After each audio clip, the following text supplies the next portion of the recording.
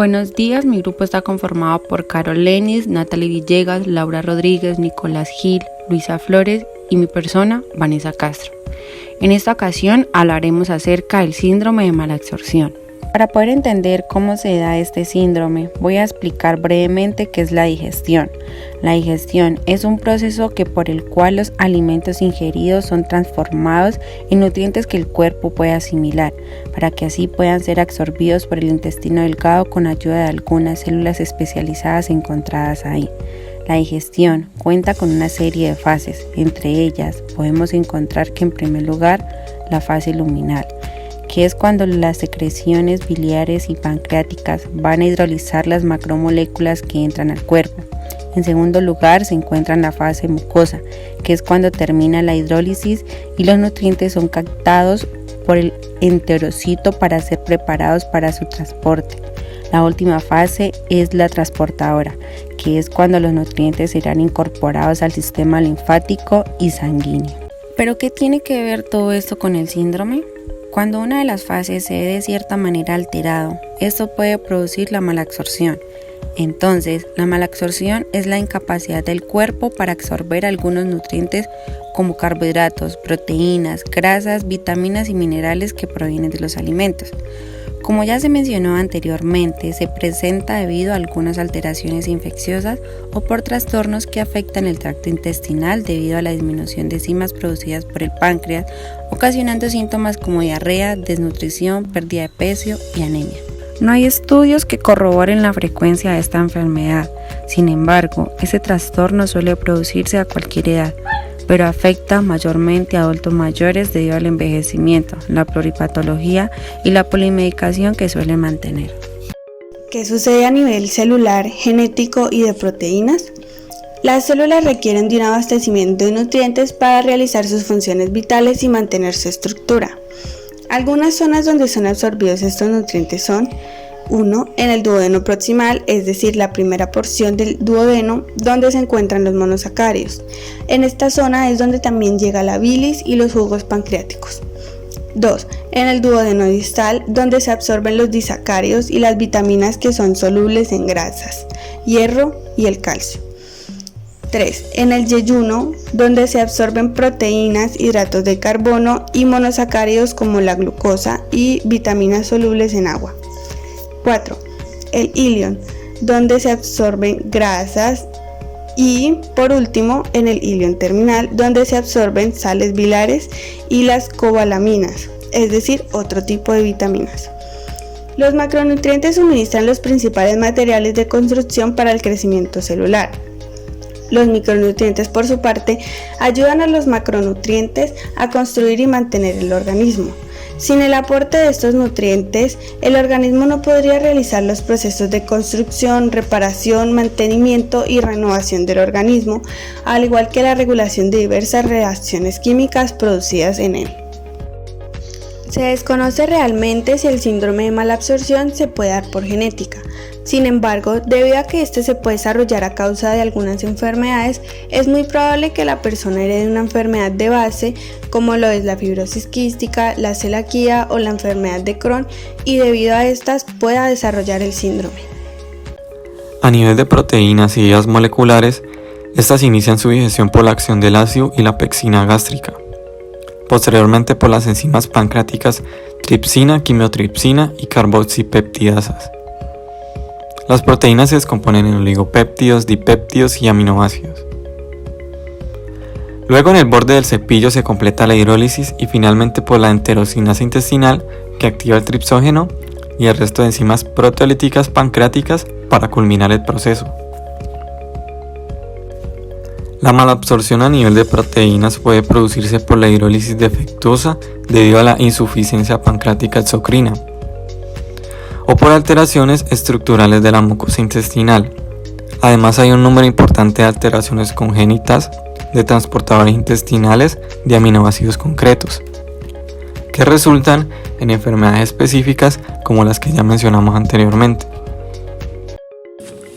Para diagnosticar a una persona que padezca de este síndrome, es importante conocer primero los síntomas para determinar la severidad del mismo. Los síntomas característicos pueden ser la diarrea, donde sus heces se encuentran en estado acuoso con un olor rancio, pálidas y pegajosas, o también encontramos síntomas como pérdida de peso y de masa muscular y dificultades en la síntesis de albúmina, es decir, edemas. El médico debe realizar una valoración de la historia clínica del paciente, donde se describan los datos más relevantes acerca de las enfermedades en su núcleo familiar y su historia alimentaria. Debe realizar una exploración física donde se evalúe la apariencia general, las facies, si hay algún tipo de palidez mucocutánea o si presenta pérdida muscular y de peso. Teniendo en cuenta esto, deben buscar impactos de deficiencias nutricionales como alteraciones en la piel, distensión abdominal, visceromegalia, ascitis, etc. Para tener un diagnóstico más claro, se deben realizar una serie de exámenes para valorar el estado nutricional del paciente. Entre ellos encontramos pruebas para medir la grasa en las heces, un examen visual de las heces para determinar si hay presencia de alimentos sin digerir, que determinaría que el alimento pasó muy rápido por el intestino o que hay presencia de parásitos. Análisis de sangre, donde se determina la malabsorción de sustancias específicas como la lactosa o la vitamina B12, biopsia, pruebas de diagnóstico por imagen y pruebas de función pancreática. Teniendo en cuenta todo esto, el tratamiento para este síndrome dependerá de la causa. Desde el punto de vista nutricional, se debe proponer siempre la lactancia materna en el caso de lactantes, no se deben ingerir alimentos nuevos durante el episodio de diarrea, se deben retirar los jugos de fruta para evitar fermentación que puedan generar más diarrea. Es necesario utilizar fórmulas oligoméricas en pacientes con desnutrición severa, donde en la mayoría de los casos debe ser suministrada por sonda debido a la dificultad de tragar. En caso de ser una diarrea de difícil manejo, se debe instaurar una nutrición parenteral, es decir, por intravenosa. Por otro lado, cuando el paciente sufre de fibrosis quística, el tratamiento requiere de múltiples medicamentos, sin embargo, requiere de una suplementación con enzimas pancreáticas. En diarreas infecciosas o por parásitos se usan antibióticos y por último, cuando tiene la enfermedad celíaca, requiere de la exclusión total de gluten en la dieta. Dieta y recomendaciones. Los objetivos alimenticios para las personas que padecen de este síndrome son: primero, reducir la ingesta de grasas en la alimentación para disminuir el dolor y las heces malolientes y aceitosas que flotan. Segundo, asegurar el aporte adecuado de energía para evitar y controlar la pérdida de peso. Y tercero, favorecer una dieta lo más equilibrada y saludable posible para disminuir el riesgo de déficit nutricional. De acuerdo con esto, los alimentos que una persona con síndrome de malabsorción debe evitar son lácteos, ya que la lactosa puede ser intolerante. Yema de huevo, contiene un alto nivel de colesterol y se recomienda únicamente consumirla 2 o 3 veces a la semana. Carne, existen carnes y embutidos que contienen alto contenido de grasas saturadas. Cereales, como harina de trigo, cebada, centeno, repostería, etc. pueden producir gases y puede ser intolerante por su contenido de gluten. Pescado, tales como mariscos o pescados en aceite o salazón, por su alto nivel lipídico y ácidos grasos. Cerveza y whisky, tienen alto contenido de azúcar y alcohol, aumentando las probabilidades de ocasionar un sangrado estomacal y daño en páncreas. Salsas, contienen alto contenido de azúcar, sodio y grasas saturadas. Café descafeinado, causa problemas gástricos por el aumento de acidez. Chocolate, tiene alto contenido de azúcar y grasas saturadas. Caramelos, contienen gran cantidad de azúcar, grasas trans, sodio, colorantes y saborizantes artificiales. Verduras y hortalizas, tales como col, coliflor, coles de Bruselas, alcachofas, puerros y maíz, son formadores de gases. Frutas, tales como el aguacate, aceituna y frutos secos, debido a que pueden ser tóxicos por su alto contenido de grasas saturadas. Y por último, alimentos conservados o enlatados, tienen alta concentración de bisfenol, que es un químico usado en el recubrimiento de los alimentos enlatados, y son alimentos ultraprocesados que pierden sus nutrientes.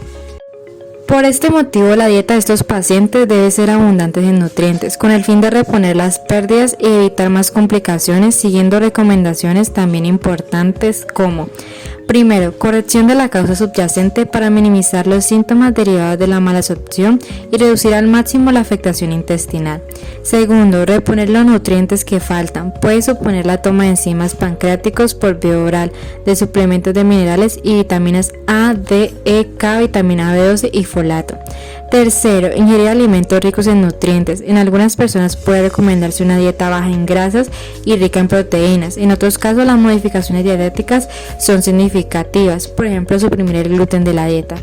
Cuarto, consensuar con el médico un plan de tratamiento ajustado a las necesidades de cada uno. Y quinto, monitorización del estado de salud. A menudo supone la determinación regular de pruebas de laboratorio como hemograma, perfil hepático, glucosa, proteínas, urea, creatinina, electrolitos, etc. La mayoría de los déficits de oligoelementos, minerales y vitaminas pueden tratarse con los complejos vitamínicos disponibles en el mercado. Podemos encontrar suplementos como el calcio, el cual hay que suministrarlos con vitamina D. La tolerancia a los diversos productos es tan individual que es bueno asegurarse de la respuesta individual de cada paciente para garantizar un buen cumplimiento terapéutico.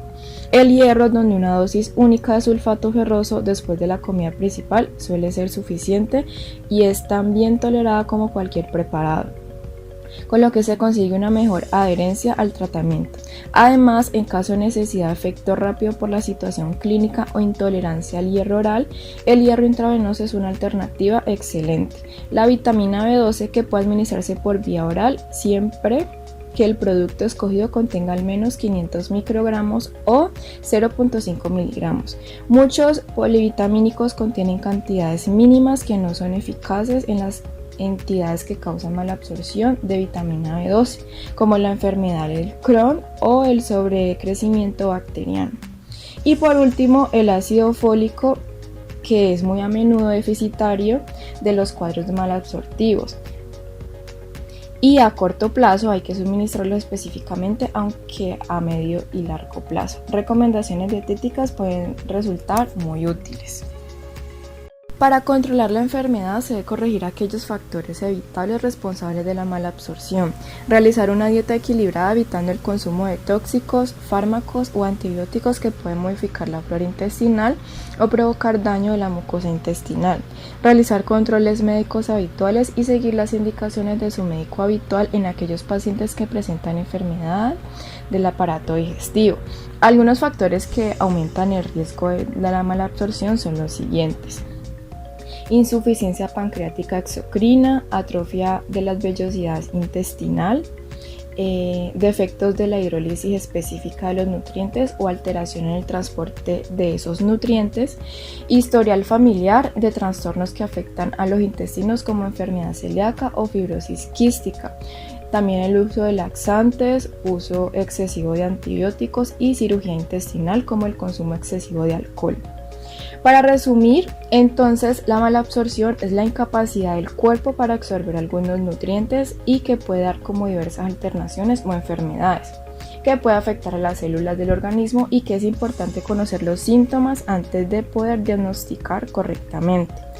Además que existen diversos tratamientos y alimentos que se deben evitar, al igual que los factores de riesgo para poder controlar y evitar este síndrome.